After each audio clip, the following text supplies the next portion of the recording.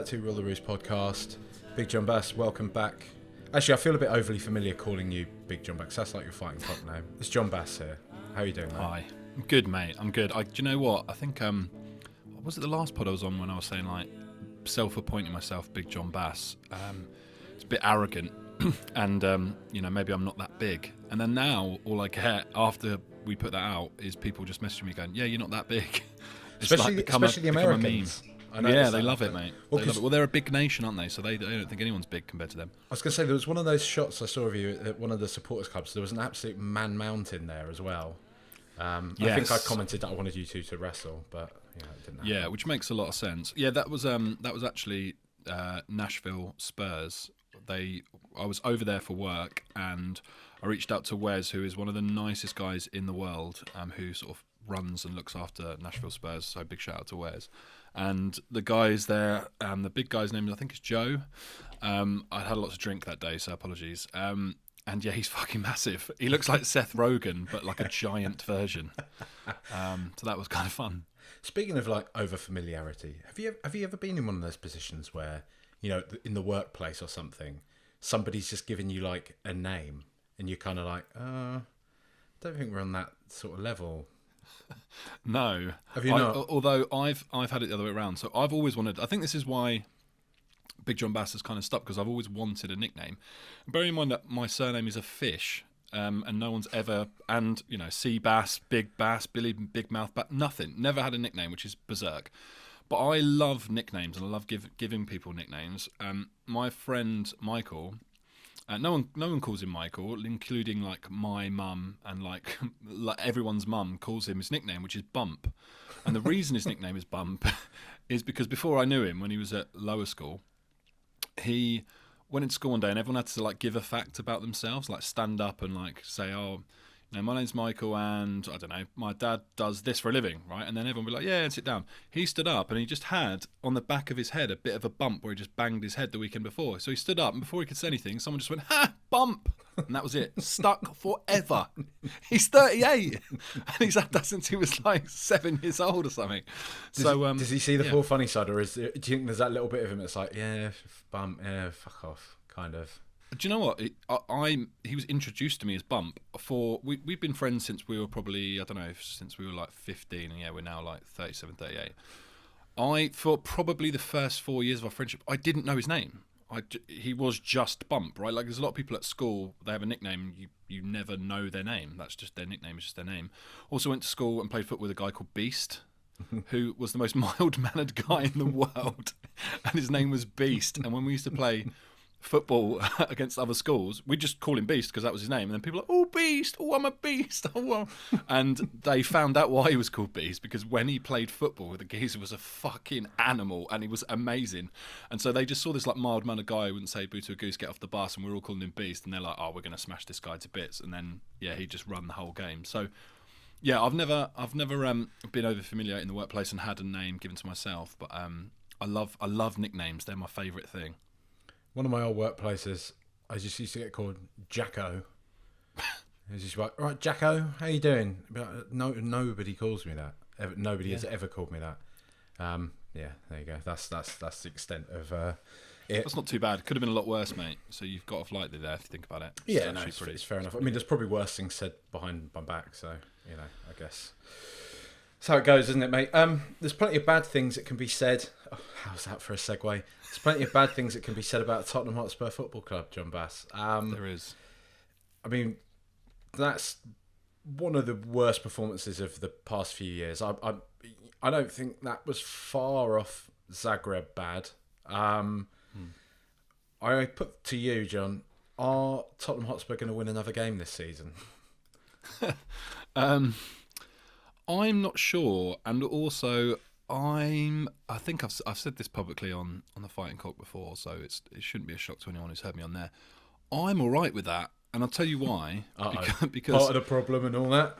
Exactly, I'm part of the problem. See, I think about this all the time, where people say, "Oh, and they want to say it, and then they go, I always want Tottenham to win," and I'm like, "Yeah, because we have to say that, because of course we do, because we always want your football team to win." However, sometimes you have to look at the big picture, right? And sometimes you do just need to blow everything up. You basically need to take a couple of steps back to go forward.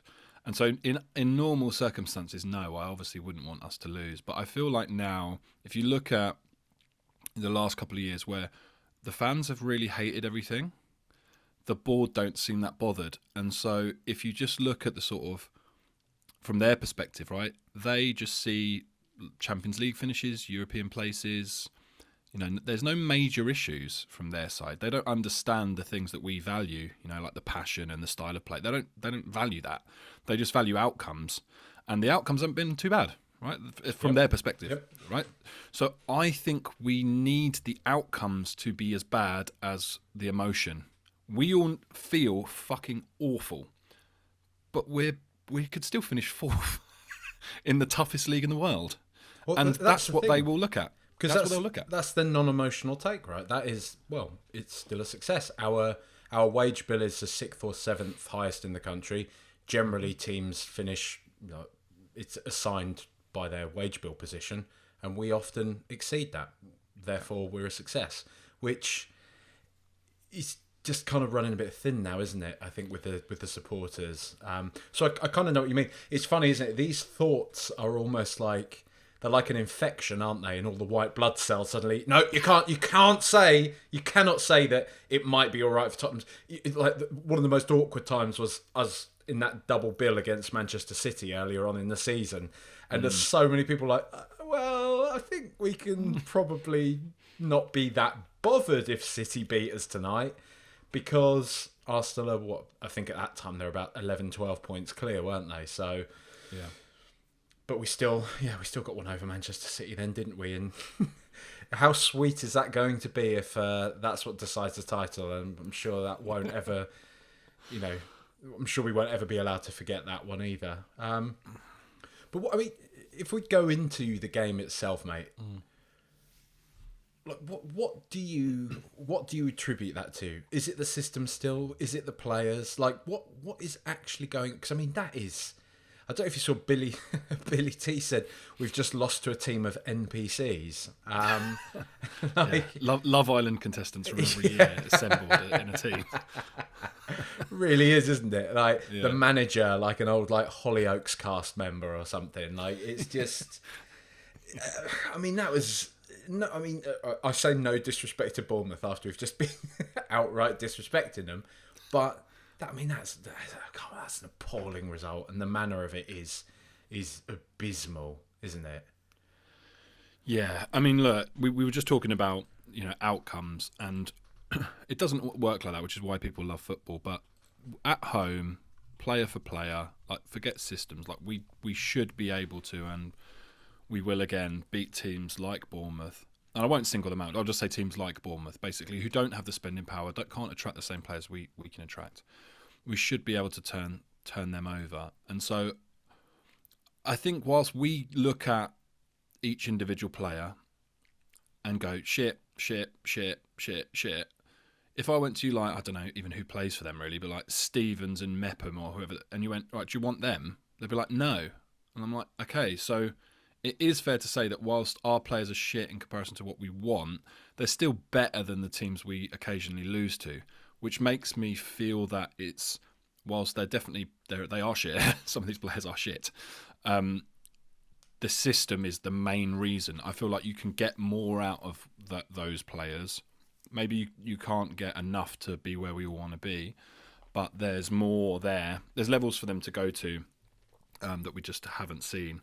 And so it's the same problem. I got to admit, I think I had a bit of a wrong take on the Stellini situation, which was, I kind of thought, okay, I can kind of see the logic of you keep some consistency, right? It's not a complete overhaul and start again, but maybe Stellini's like, Conte with the brakes off, and now the sort of the nasty teacher's away and the substitute in who's a bit of a laugh. It'll let them have a bit more fun, and it'll be not a drastic change, but enough of a change to get results. And we kind of saw that because, when Conte wasn't around, it was better.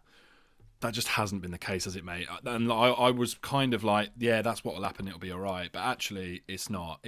We've basically got Conte without him just slagging us off, but with all the other shit football. So we're still shit at football. There's no one just slagging us off publicly, which it is nice to not have someone slagging us off publicly, but now we're just filling the void by slagging ourselves off publicly. And the football's just, it's horrific. It's horrific. There's no way round it.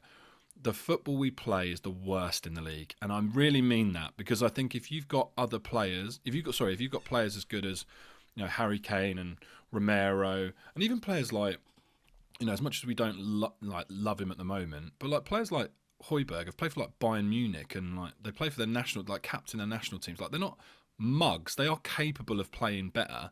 Looking absolutely shit and lost and just a slug in the midfield.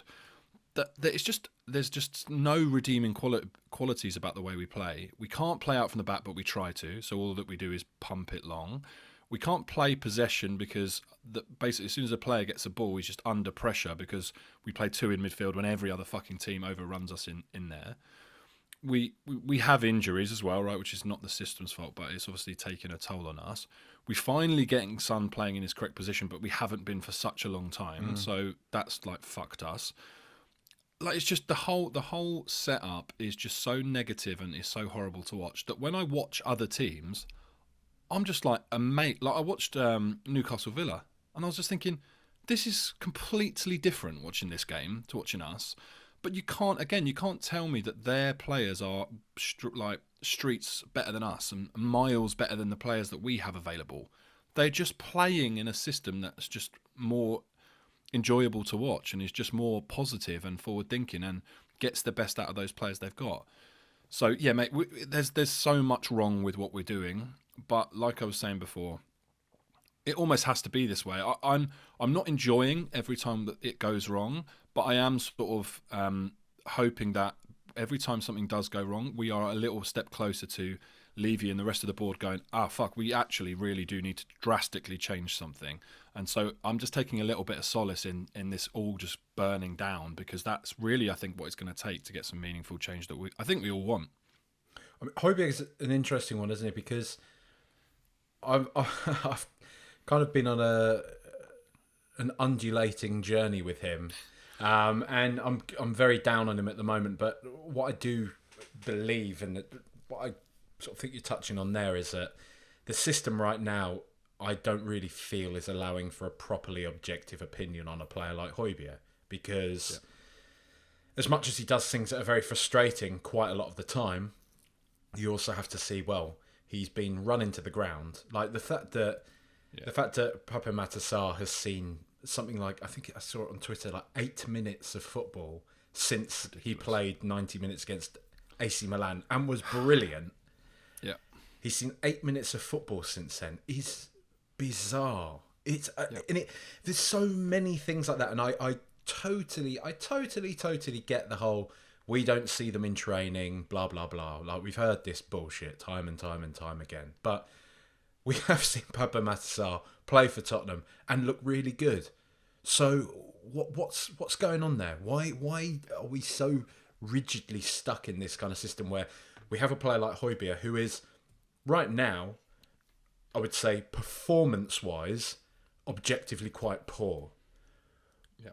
Whether or not that allows us to bleed out an opinion on him overall as a player, if he's worthwhile or not kind of persisting with, is probably not fair. I mean, I still obviously have my opinion on it, and I think there's just something about him that I just don't quite think is at the level for us wanting to go on the next sort of rung, if you like. But then, are we in that place?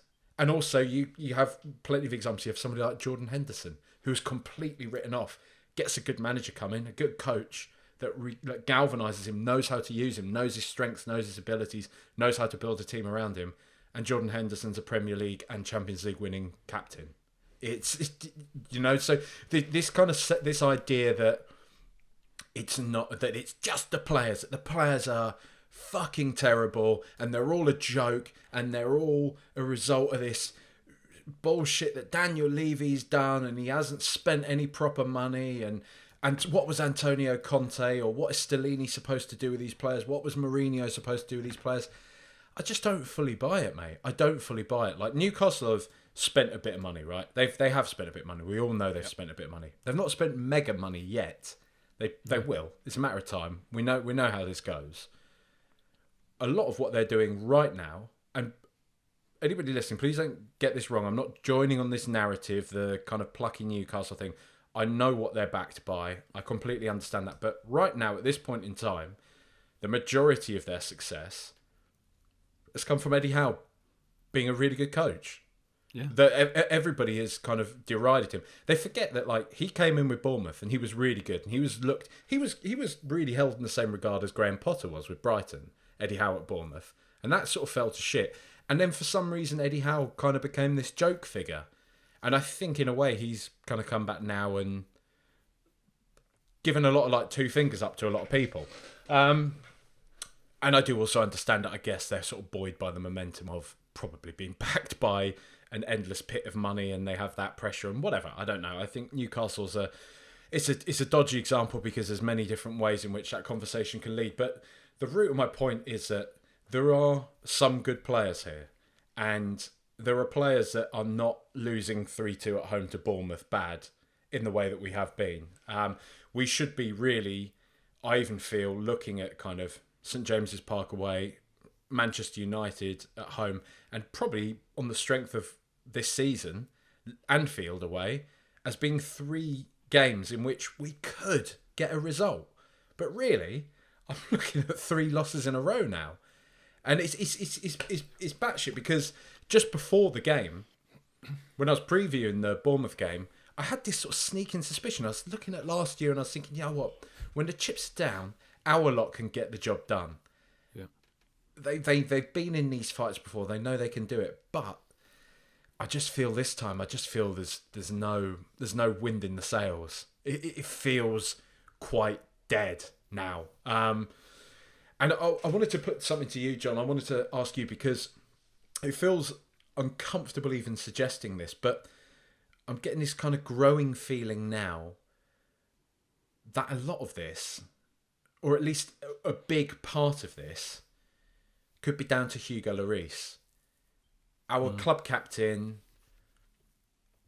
he looks really spent now. He doesn't look like a good goalkeeper. He made a couple of good reflex saves. I think Lloris is always going to have that in his bag until his body fully gives up on him. I think he's always going to be able to have those cat-like reflexes. But with regard to everything else, he seems just terrible at the moment. And I just wonder how much this has an impact on the rest of the players. And we're not in the changing room. We can't attest to what Hugo Lloris is like as a captain. But also, it's a captain who's been here, for 10, 11 years now, I think. I think he's been here for a decade now, at least. We've gotten to pretty much all of the things that a captain can get to at club level and fallen short of it each time. Is Hugo Lloris the guy that when we sign a new player that's been like, welcome to the team, we can achieve great things here, we're going to win the lot? Do you know what I mean? Or is it... Yeah, I mean, for me, I think with the Hugo situation, I think basically, I actually kind of trace this back to the end of last season when we went on that run and we were sort of combining sort of old Spurs way of playing, so sort of the end of the Mourinho era, Kane dropping deep and finding Son running in behind, Højbjerg doing quite well, and sort of combining basically. He didn't tinker with it too much because he kind of said a few times, look, the players are still learning my system, they're learning my system. In hindsight, and it's a wonderful thing, that was actually perfect in a way. What happened is he implemented his system too rigidly this season, and our players are actually incapable of playing the exact system he wants. Because any pundit you hear talk about it says, he needs really technically gifted centre-backs to be able to pass out into midfield. He needs a certain type of midfielder who can turn the game over, receive the ball under pressure, turn and run relentlessly for 90 minutes. He needs a keeper who's capable of playing out from the back, and he needs players who can come and hold the ball up in those wider positions and play with their back to goal. None of that we have in our squad. But we had sort of a hybrid before where it was like Hugo could kick it long and he was all right with that because he was like, well, until he's ready to know the system, that's fine. I'll let the sort of centre backs play it long or play it quicker because again they're not really capable of doing that, and we'll come back to that. And I'll let Sonny go and play in his best position and do what he wants up the pitch because again he needs to learn these mythical automations and how to play like that way. And as a result of it, our players sort of worked out how to do enough to keep Conte happy and get over the line and win games, which is why Son scored a fuck ton of goals under Conte, and then this season he hasn't. When we've spent more time with a manager who's gone, no, this is how you play. We had an entire summer drilling it into them, and then a whole basically a whole season of him drilling it into them. And I think Hugo's just been exposed by that. I think he's just been exposed by, we know his biggest weakness is his kicking. It always has been. But this system and this way of playing is so reliant on that position being able to do it that even a player like Forster, who's not known for being particularly great with his feet, looks such a step up when he comes in. Such a step up. And I could see a world in which, you have an Alisson or an Ederson in goal and a couple of ball-playing centre-backs, and it does look completely different. And you do go, oh, okay, I can see what's happening here. But we don't have that. And again, without going too far back here, my issue with Conte all the time was that you just don't have it. You can't just go, well, that's the way I play, and that's it. You have to adapt to what you've got in a squad and manage it accordingly and try and adapt that, and he was just never willing to do it. But yeah, to go back to Hugo, that's what I think is the issue, is that when he first came into the team, sweeper keepers, being like quick off your line was all the rage, and he was right at the forefront of that. Yeah. And it's moulded in to become more and more that they're essentially another centre-back who can progress play, start moves, can control possession, bring teams onto you. He is nowhere near capable of doing that. And it's really sad because you're right, like, if he was playing in the 90s, he'd be fucking unbelievable still. He would be amazing still because people just see the saves and just go, wow, what a keeper. But that's not enough anymore, unfortunately. And that's why I think when it comes to the summer, we have to let him go. Like, we just have to, because we regardless of what type of manager we play, it's just so important. What type of manager we have that wants to play a certain way, they will want the keeper to be involved with the ball.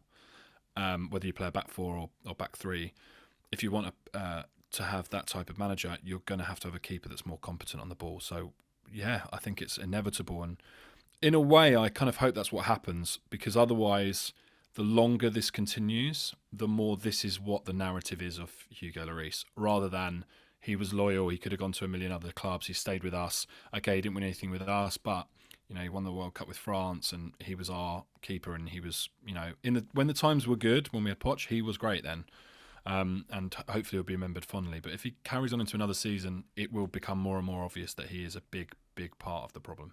I mean, it's quite mad, isn't it? Like you say, though, because you've noticed a drop-off since Fraser Forster's out of the team. And Fraser Forster he's a good Premier League keeper, but he's not exceptional, is he? And it's so mad that we notice this change when he's in the team.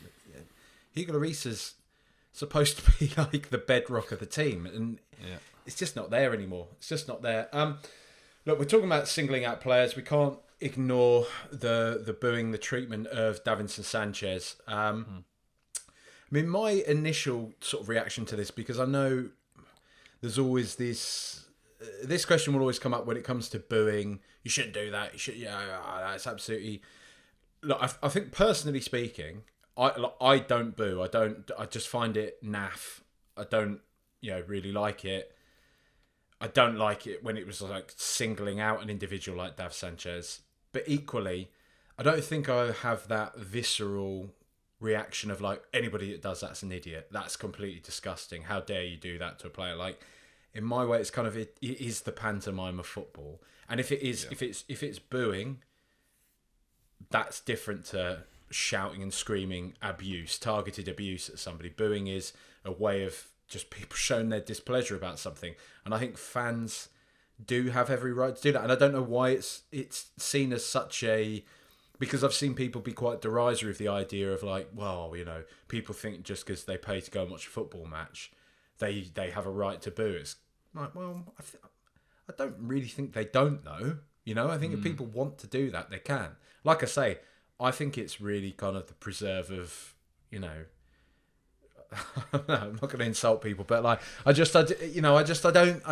It's not something I like doing. It's not something I like to associate with. But equally, You know, I don't know. What do you? Because it was horror. It was horrible watching that unfold. That's that. I mean, that's what I do rush to say. As much as I talk about the pantomime of football, seeing Dav Sanchez get like roundly booed and go off the pitch in tears, it's fucking horrible. It's really grim to see, and it does hit home that as much as we see these kind of players almost commodified, right? We see them as football cards and Panini stickers and FIFA Ultimate Team cards and whatever. Like, they are still people. They are still human beings. And something like that, I mean, 20, 30,000 people all shouting or booing at you is going to be affecting. Where do you stand on that on a sort of surface level to begin with, mate? So I guess I'll kind of fall into a similar camp as yourself, mate. I wouldn't boo. I don't think I have booed. I also felt and feel sorry for players, even of other clubs when they've been a complete scumbag and they're like getting like 60,000 people like booing them. I'm like, I can't. You could never really imagine what that's like, right? That must just be fucking mental. Like, the thought of it is just actually kind of really intimidating, one, and also just, especially if it's coming from the people that you are representing and you're trying to do the best for them and they're not happy with you. It's even worse, right? Opposing fans, we all expect that, right? Like, no, I never hear anyone going, oh, we shouldn't boo Arsenal when they come and play us. Like, no, we boo them and no one cares about that. Because it's targeted our own player, that becomes an issue. So I think it's a really grey area, if I'm honest. Like I said, I wouldn't do it. I felt really sorry for him on a personal and human level. It's like, that just isn't like, objectively, it's not a nice thing, right? It's a negative emotion poured out in, like, verbally. So that's not nice.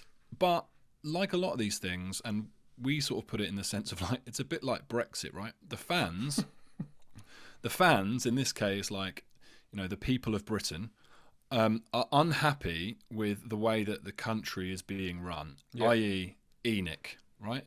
They can't do anything about that, right? They can't, have to wait for an election, and even then, depending on which way you want to vote, there's no guarantee that you can actually change them, right? We have two parties, and they basically do pretty much the same things, and there's this whole feeling in the country of, like, the sort of elites deciding what happens, and all these business interests and all this stuff that's going on, right? That's like ENIC doing all this stuff other than what's happening on the football pitch and not giving a shit about the normal guy who just goes to work and comes home every day. So what they can do is they can vote for Brexit, i.e. boo a player who doesn't deserve it. Let's be honest, right? Like, we've had loads of shit players who deserve to get booed. We've had players in this team who probably deserve to get booed. But they decide to pick someone and put a thumb in the eye of the owners and make the stadium the shiny thing and make the world, like Brexit, look and go, what the fuck's going on over there?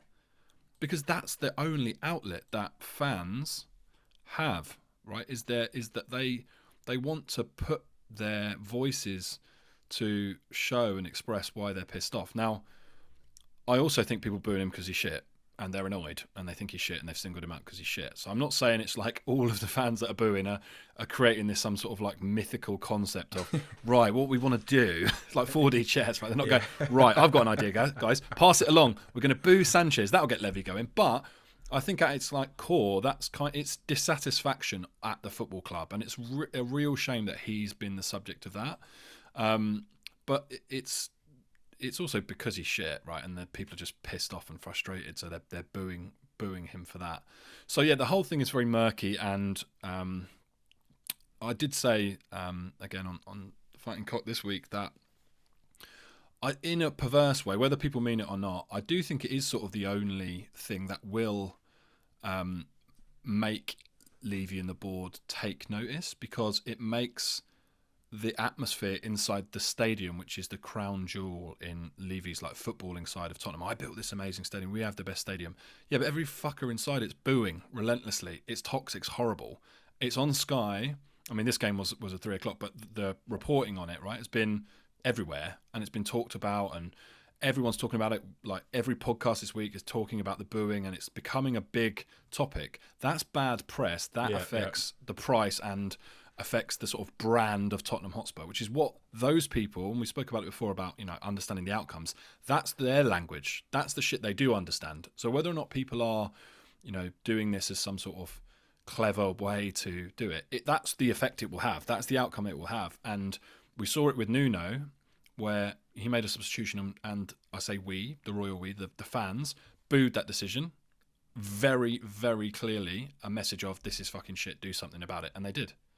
And so that sets a precedent, right? The people remember that stuff and go, well, we booed before when we wanted something to happen, and it happened. Yeah. And so it's human nature.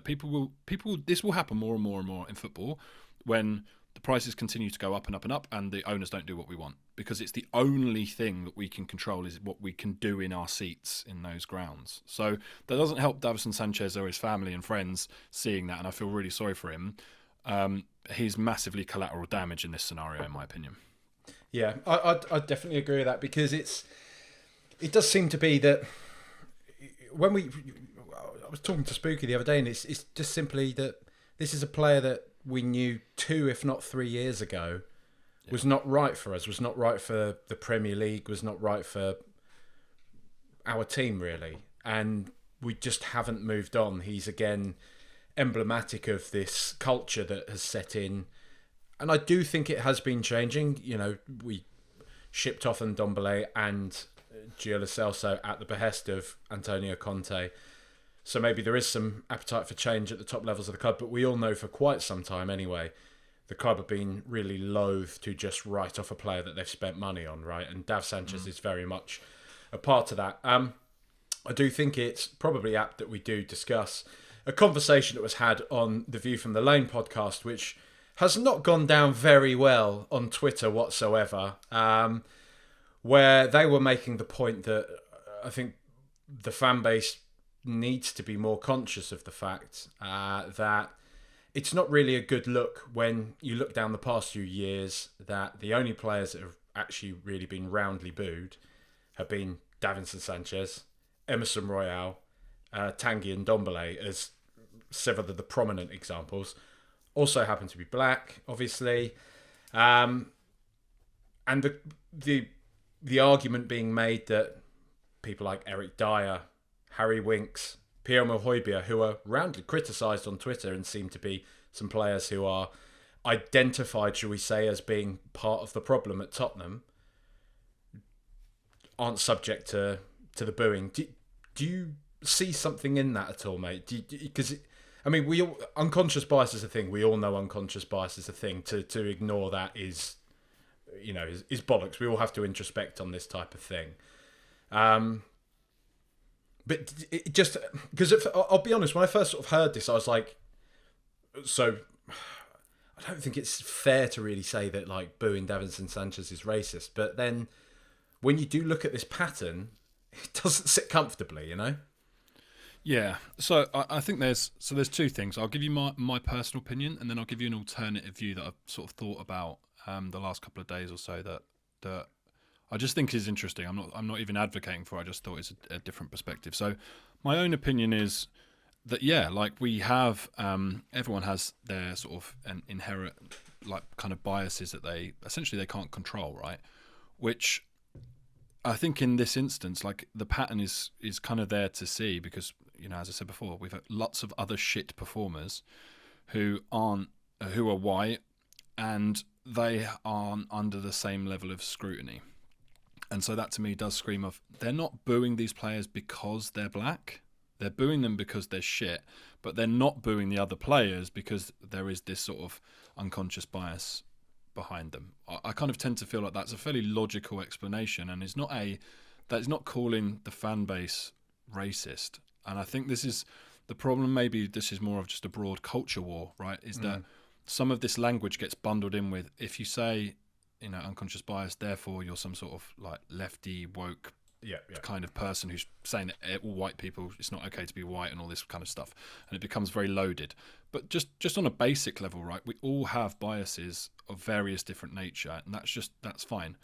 So the alternate view to that is if it's unconscious bias and therefore you can't do anything about it, and we all have it, then it's sort of irrelevant, right? It's because it's not anything that anyone can do anything about. So being conscious of it isn't that the point? It's subconscious. We're not conscious of it. So sort of bringing it to the fore of, well, you know, we should be aware of it. Yeah, I agree. More on a social level, maybe we should be aware of of why we're booing someone. But these emotional outpourings aren't considered, are they?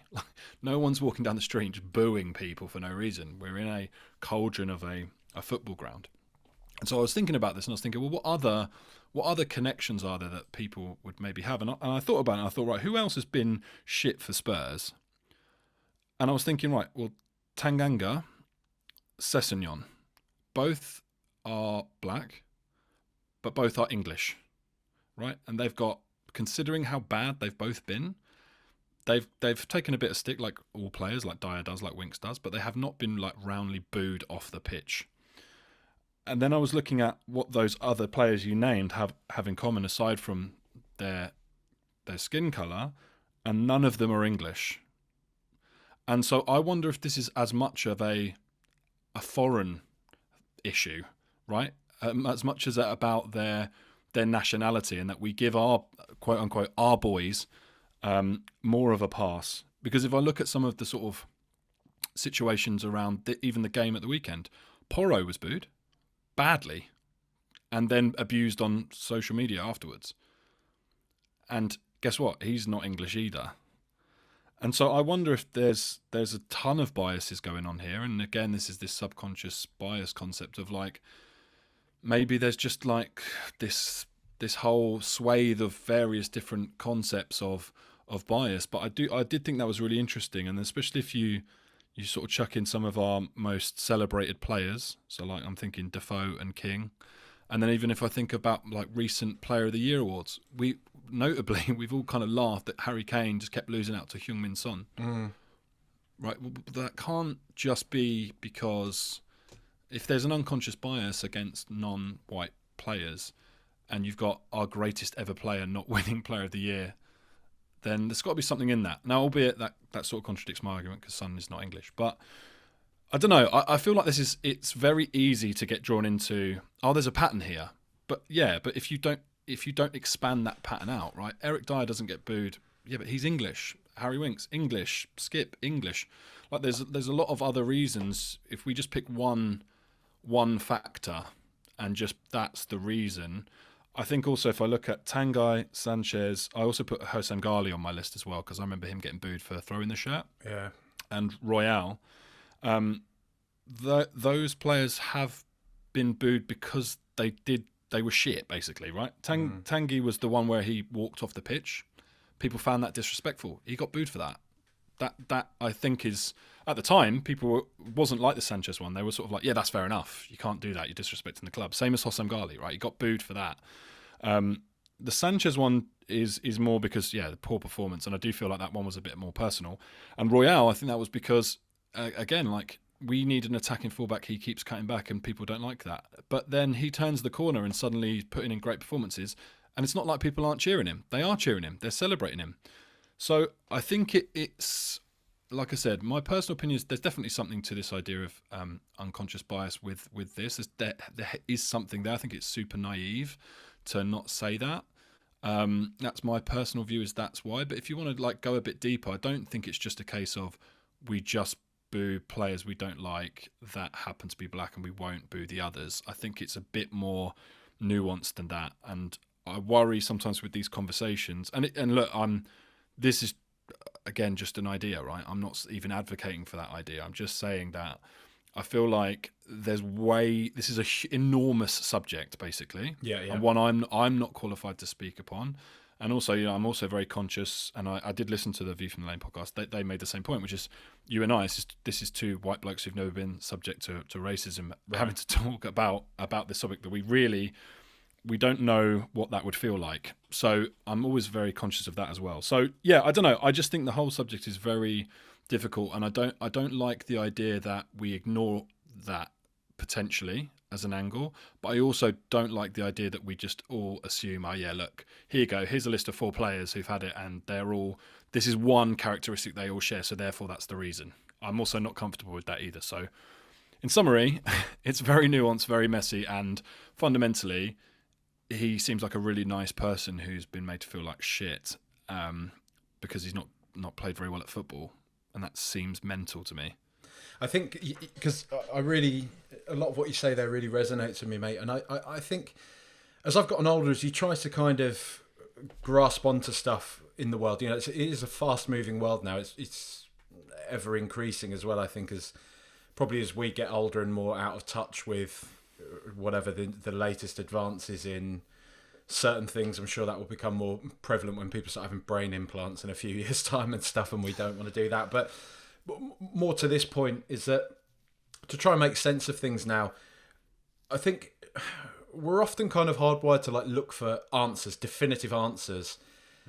And in a situation like this, like you say, there aren't really any definitive answers. There's a lot of intangibles, right? There's a lot of questions that could be thrown up. The context of how are these players performing, the context of players just wanting their voice to be heard, the fact that Dav Sanchez is a symbol almost of the club's failure, not only in recruitment but also in the hesitancy to move players on that haven't worked out well. Is it a frustration with that? There's all these various different factors to it.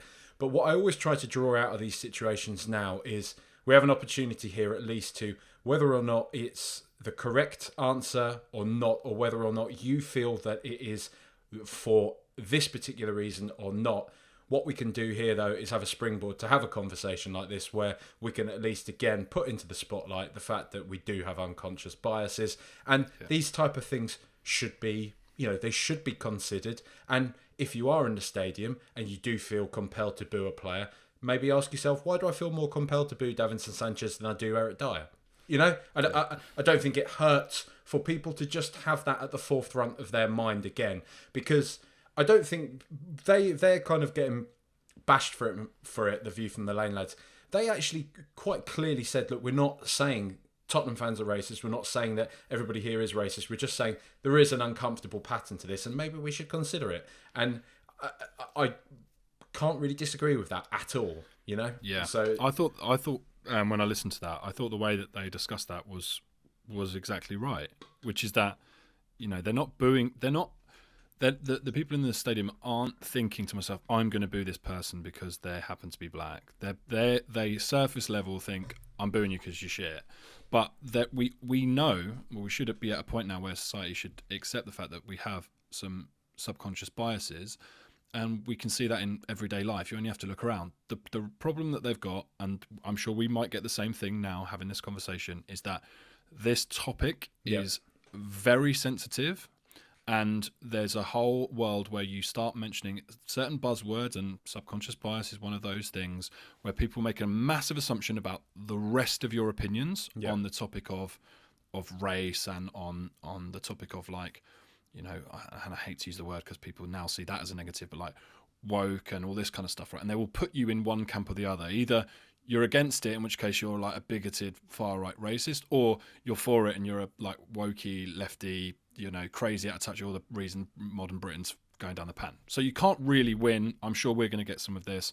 I just think it's to your point, Jack, I think it's important to just have the conversation. We're all supposed to be trying to better ourselves and learn a little bit about it, which is why I'm kind of at pains to stress everything I just said is just an idea. I'm not even saying it's my personal opinion. I just think that we should be having these conversations in order to really kind of get to the root of why these things are happening. And if we can all just be a little bit nicer to each other and a bit calmer and try and understand a bit more rather than just try and condemn each other, we might be in a better place. And maybe if we didn't just boo anyone, maybe that would be better.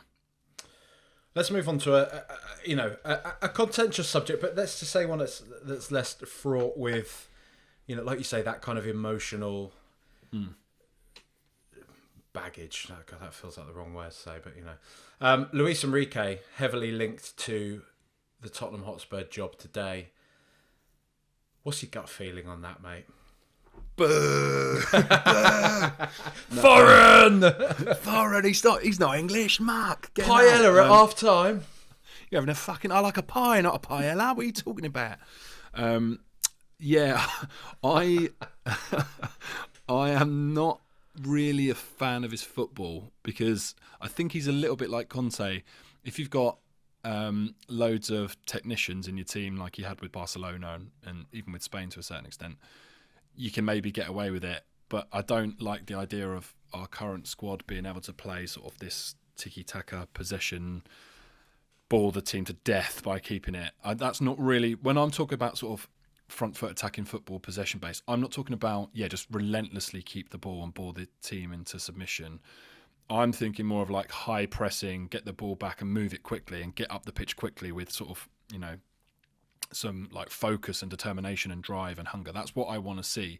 His is more, again, my limited understanding, his is more passive control of the possession and just strangle the team through them just chasing you around the pitch all day, like we saw with his Spain team.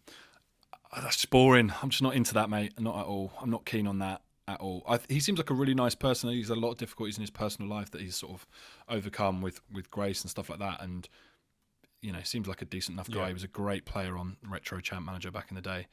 Could basically play in every position. So, he knows his way around a football pitch. But I just don't fancy him, mate. I just don't fancy him. Do you think there's something in there because, we've been linked with him?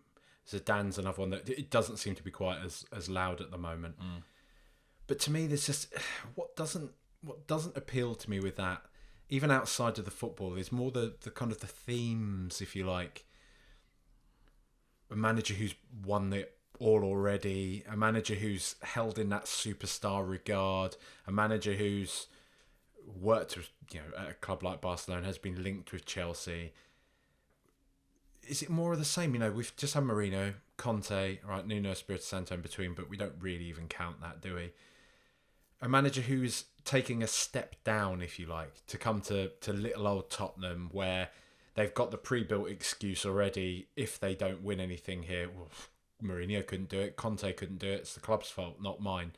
It's all just, and I'm not saying Enrique is as toxic as either of the other two. I definitely don't think he is that type of bloke, but it all feels wrapped up in more of the same, right? It all feels wrapped up in somebody that does he really truly have that hunger? Because this is something I spoke about with Spooky as well, is that because we still haven't won a Premier League or a Champions League, right?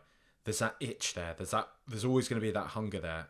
And I referenced like my friend Michael, who he's a Leicester City fan, that even through all the shit that they're going through now, even when they get a bad result, there's still that little kind of mattress that you can fall back onto of, I've seen my team win the Premier League. It's all right. Does that work with a manager though as well? Is he really going to dig deep? Is he really going to think because that's what you need for Tottenham to make that jump up. Look at what Jurgen Klopp did, right? Jurgen Klopp completely gave himself to Liverpool. He was completely immersed in Liverpool. And it worked, right? Because he was still a manager that, okay, I do think he did win the Bundesliga, but he'd come close and he'd had the sort of Pochettino thing with the Champions League with Dortmund, right? And the team fell to pieces after that, after they lost in the Champions League final to Bayern Munich. I think he left Dortmund in the relegation zone and he seemed quite spent. But he goes into Liverpool and he's completely immersed in the project. These managers like Luis Enrique, I sort of think, are they going to do that? Do they have that urgency? Do they have that urge to really prove themselves to win something with Tottenham? Or is it, they're a club that they'll probably play in the Champions League. I'll get a good salary out of it. I might get to manage Harry Kane. It's in London. It's kind of cool, but it's still an alarm bell for me, Yeah, I agree, mate. I think there's like certain managers that if you put them in with the big egos, with clubs with big monies and already good squads, they will kind of deliver what they need to deliver. So like, let's say a Conte, you put him at like a Chelsea or an Inter Milan, where they're basically, when he was at Inter, they spent the most, I think, in the league, and they already had a good squad. And when he was at Chelsea, they obviously had money. And Zidane, Real Madrid, well, they've got like one of the best squads. They've got the heritage and all the rest of it in the Champions League, so of course he's going to win stuff there. Enrique had that Barcelona team with fucking Neymar, Messi. Like, you put Zidane at Southampton, they'll get relegated. It's quite a funny concept, that they just get relegated because he's suddenly going, can do this, and they can't do it. And because hasn't had to be flexible, because he's had the best players at his disposal who can do all the things he wants them to do, they can do it. Pep Guardiola has been undoubtedly one of the best managers, and if you are one of the best managers, why would you want to manage a team that isn't the best in a respective country? But again, like, he's had Barcelona, their best team ever. Now, I appreciate he plucked players like Busquets and made that team what it was and all the rest of it. I get that. This is not me slagging off Guardiola. You go to to Bayern in at best a 2-team league, but basically a 1-team league, and you smash everyone to bits. And then you come to Man City, you've got the most money, and then you smash everyone to bits. How would he do it? Southampton. How would he do it at Spurs? How would he do it at Spurs? That's the one I'm interested to know, Guardiola. Yeah. So with these managers where they've been at top tier clubs in leagues where they have the best team and the most money, I just don't see the way, and it's not even necessarily their fault, right? Because you've got a system that works, you get good players that can play that system, you get success. Simple. But what happens when you don't have those players, because you're in a much more competitive league where the best players are spread out a little bit, and you suddenly need to coach and like teach sort of average players to get slightly better and your best players to get even better, and suddenly that elevates the entire squad, like what Poch did with us, like what Klopp did with Liverpool. Klopp's a good example, right? Because Dortmund in a 2-team league where they're the second team, he did wonders with that team and had to think outside the box because they don't have the same budget even of a Bayern Munich.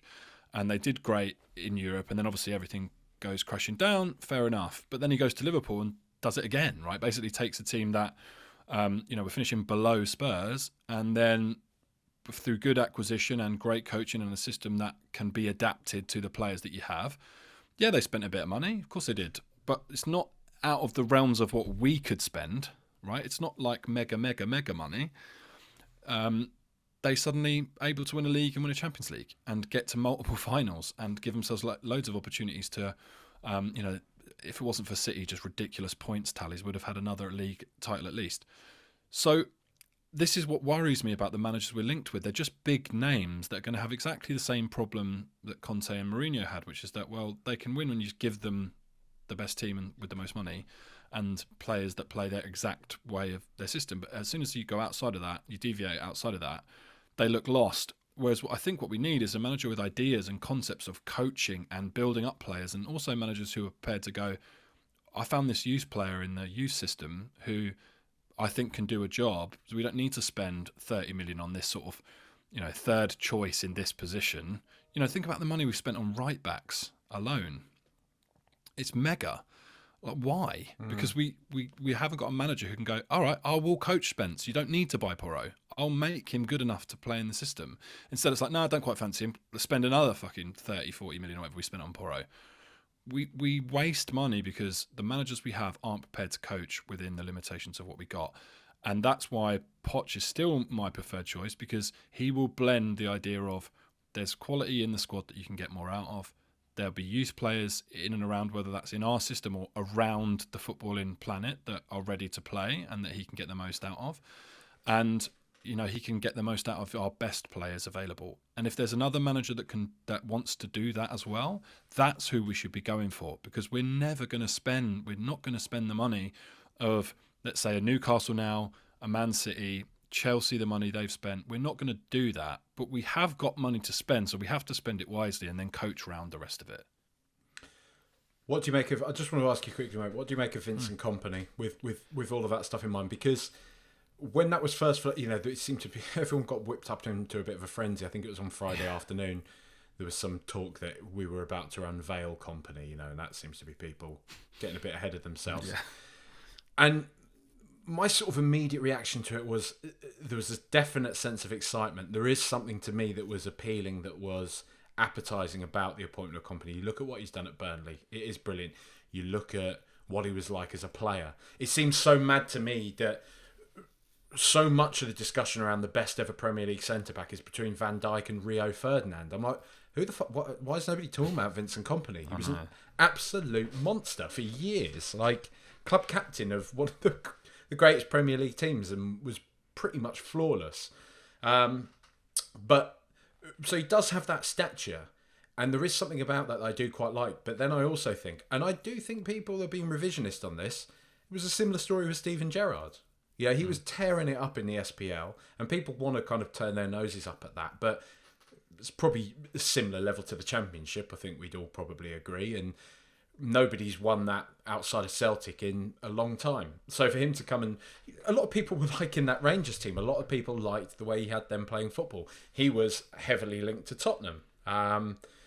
Didn't happen in the end, but we've seen how that played out. He went to Aston Villa and they're an absolute shambles. So I still can't help but have that worry a bit with somebody like Kompany that it might be a bit too much too soon for him. However, appointing him or someone like Luis Enrique, give me Kompany any day of the week. Yeah, that's basically where I'm at with it, mate. It's like, yeah, it's a risk, but everyone's a risk. We've had two of the biggest names in management in football as our last couple of like proper managers in Jose Mourinho, one of the greatest managers to ever live, and Antonio Conte, who has, I mean, I think his achievements have been a little bit overrated, as I've said many times, but still considered to be a top tier manager.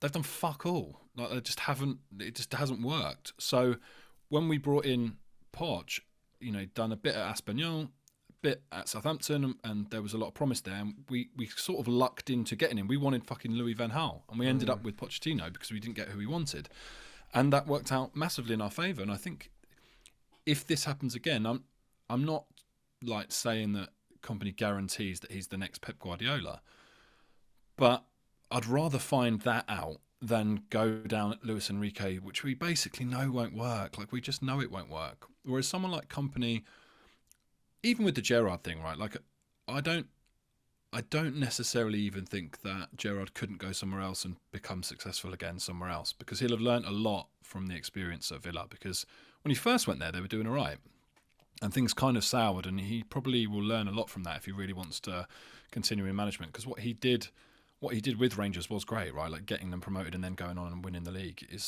was actually unbelievable, really. So yeah, I feel like with Kompany, having seen now a couple of different clips of him talking and the way he handles himself, the kind of football that they're playing in his footballing philosophy, yeah, it would be a risk, but it would be a lot more fun and a lot more interesting. And I would rather us take a risk and try and do something new. Like I was saying before, blow it all up, start again. Let's go on a fun journey with the expectations a bit lower and a bit more like patience given, because it's not like a win now manager. We're blowing it all up. We're starting again. We're going to get rid of a load of old dead wood. We're going to start playing some more youth players. We're going to sign some exciting players, maybe some you've not really heard of. We're not going to go after the big names. We're going to go after the right type of player, and we're going to build an ethos and a style of play that's going to get you excited and it's going to be fun. People will fucking take that and they'll really enjoy it. I still think bring Pochettino back. Yeah, everything you say is true, but just give me Dad back, Yeah, well, because Poch is all of those things, right? Yeah. Plus, we know already he loves the club. Now, if you bring someone like Kompany in and he gives us all those things, is he ever going to love Spurs more than his affection for City? Probably not. But we already know Poch has it, which is why Poch still remains my number one choice, because I want someone who loves us, and we already know he does. Because this is it, right? If Guardiola goes in a couple of years' time and Kompany has Tottenham fighting for third place, surely he's going to be top of their list, right? Yeah, right. I mean, that's but speculating, isn't it, to be fair? But and also, if he's doing that with us, mate, then that's good, right? Like, that's not a bad thing. It's a nice problem to have that our manager's doing so well, that City want him. Great. Then he's done something good, and then we learn from that and go, okay, cool, you can bring in someone who's able to, who you might not kind of have heard of in the same levels as these other managers in terms of their managerial experience, but they can do something exciting with us. So I think that's a nice problem to have. I'm not concerned about the fact that he might end up going to City, essentially the best team in the country. Great, that means he's been really good with us.